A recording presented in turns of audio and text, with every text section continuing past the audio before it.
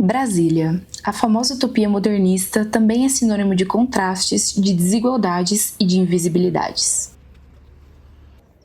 A capital idealizada por Lúcio Costa nasceu com a intenção de demarcar uma nova era no Brasil, em que a forma e a organização urbana seriam instrumentos de mudanças sociais. Acreditavam que era possível controlar totalmente o desenvolvimento de uma cidade. Na prática, Brasília, com sua setorização e monumentalidade única, acabou vivendo um crescimento desordenado, marcado por grandes contrastes na paisagem. Construída de forma árdua pelos candangos em menos de 4 anos, esses trabalhadores que migraram para o centro do país em busca de novas oportunidades e convencidos pela promessa de uma nova sociedade, depois da finalização das obras passaram a ser figurantes em sua própria história. A 15 quilômetros do centro da capital, o Museu Vivo da Memória Candanga, dedicado à preservação do legado histórico e cultural deixado por eles, recebe 15 vezes menos visitantes que os outros museus da cidade. Foi necessário 1 milhão de metros cúbicos de concreto e foram necessárias 100 mil toneladas de ferro redondo e foram necessários milhares e milhares de sacos de cimento e 500 mil metros cúbicos de areia e 2 mil quilômetros de fios. E 1 milhão de metros cúbicos de brita foi necessário e 400 quilômetros de laminados e toneladas de madeira foram necessárias. E 60 mil operários. Foram necessários 60 mil trabalhadores vindos de todos os cantos da imensa pátria, sobretudo do norte. 60 mil candangos foram necessários para desbastar, cavar, estaquear, cortar, serrar, pregar, soldar, empurrar, cimentar, aplainar, polir. Moldada pelas contradições, a rodoviária, que se encontra em um local tão simbólico do projeto de Lúcio Costa, no cruzamento dos eixos, no Marco Zero, é um dos principais lugares que a Brasília periférica se apropria do plano piloto. É o lugar onde o Brasil real toma posse do Brasil idealizado pelos modernos. Com as altas taxas de desemprego instauradas na cidade depois de sua inauguração, desde então, o comércio informal tem ganhado espaço como uma alternativa de sobrevivência da população suburbana. A repressão sofrida por essa população denuncia que a intenção de Lúcio Costa de produzir espaços que possibilitem a convivência de diferentes grupos sociais não está sendo concretizada. É a utopia se realizando de seu modo injusto e higienista. A poucos metros dali, uma monumental semisfera ganha destaque na paisagem da cidade. O Museu Nacional da República, desenhado por Oscar Niemeyer, vai além de uma simples casca de concreto armado, possuindo uma estrutura inovadora com um mezanino sustentado por tirantes que o conectam à cúpula. Mas o alerta vindo da funcionária do local é inquietante. Atenção, arquitetos, aprendam a fazer museus. Não façam mais museus sem teto e sem paredes. E surge o questionamento: do que vale uma arquitetura inovadora e monumental se não cumpre adequadamente sua função? Do outro lado da rua, a Catedral de Brasília, com sua planta circular definida por 16 colunas de concreto em formato de bumerangue e seus belos vitrais, é uma das obras mais emblemáticas da capital.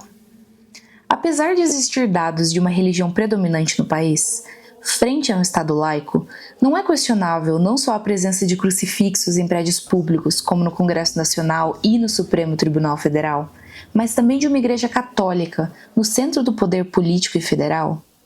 Brasília, como um reflexo do próprio Brasil, simboliza a invisibilidade de grupos sociais que começa aí, mas atravessa diversos recortes e escalas. O gabarito uniforme de 6 pavimentos, o chão livre e acessível a todos por meio dos pilotis e o predomínio do verde denunciam que nos aproximamos da escala residencial do plano piloto e das superquadras. Esse novo modelo de viver e habitar a cidade que propunha, por meio da arquitetura, a coexistência social e a indiferenciação de classes sociais, hoje reforça o oposto, em que o chão livre perde espaço para prédios de acesso restrito e controlado e apartamentos com valores mínimos de aluguel na faixa dos R$6.000, enquanto mais da metade da população sobrevive com renda que não chega a 2 salários mínimos. Aqueles que historicamente nunca tiveram condições nem espaço para ocupar esses locais consolidaram as diversas cidades satélites não planejadas da região, que reforçam o processo de segregação na cidade e dão a Brasília o título de cidade mais desigual do país. Em Taguatinga, primeira cidade satélite criada, lutando contra a especulação imobiliária, grupos de resistência têm ocupado espaços abandonados e, a partir deles, transformado a vida de comunidades por meio da arte, restaurando a função social da propriedade. Seus altos e baixos, então, colonizado, eu só sei que esse Brasil tão apagado.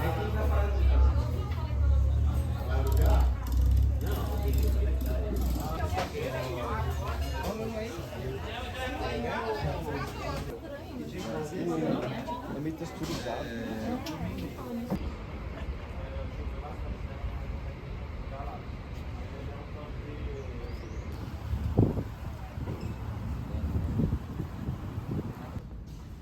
Outra proposta, assim, onde a gente passa o festival de cine, já...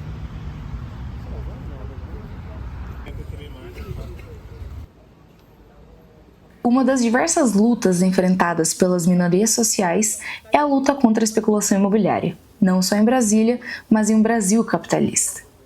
Nesses enfrentamentos, a universidade pública entra como uma ferramenta muito importante de empoderamento que, por meio da democratização dos saberes, possibilita um ambiente diverso e amplia as vozes, dando espaço aos problemas históricos e atuais. Por meio da extensão, esses saberes chegam à sociedade na forma de programas, projetos e ações que atuam na melhoria de vida de muitas pessoas. A Universidade de Brasília tem esse papel essencial na cidade e na região, reintegrando principalmente indígenas e quilombolas a locais de discussões na sociedade. Um dos mais importantes idealizadores e fundadores dessa universidade também foi um dos responsáveis pela idealização do Memorial dos Povos Indígenas, localizado no Eixo Monumental. Darcy Ribeiro e sua esposa, Berta Ribeiro, dedicaram-se à pesquisa etnológica, principalmente ao respeito às culturas indígenas, que por meio da idealização desse memorial, permite mostrar a diversidade e a riqueza dessas culturas, além de promover eventos com a presença de representantes indígenas de diversas regiões do país.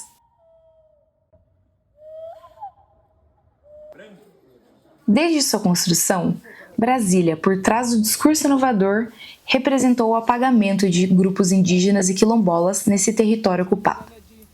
Antes de sediar os prédios mais importantes da capital, a esplanada dos ministérios abrigava um campo aberto, onde quilombolas levavam bois para pastar. Esse território já era ocupado pelos moradores do quilombo Mesquita, mas isso foi desconsiderado no processo de demarcação de Brasília. Passados 278 anos desde a consolidação dessa comunidade, o mesmo quilombo, que já perdeu mais de 2/3 de seu tamanho, ainda se vê ameaçado pela expansão do capital e pela acelerada valorização do território na região. Profundamente ligados à terra que herdaram, lutam para preservar suas tradições e ancestralidade e resistem à especulação imobiliária e às mudanças climáticas. Como o poder político tem de fato lidado com essas minorias? O que na prática tem sido feito para reparar os danos históricos das populações invisibilizadas, não só em Brasília, mas no Brasil como um todo? O Poder Judiciário está de fato zelando pelo cumprimento da Constituição e dos direitos de todas as camadas da sociedade? Justiça. Para quem?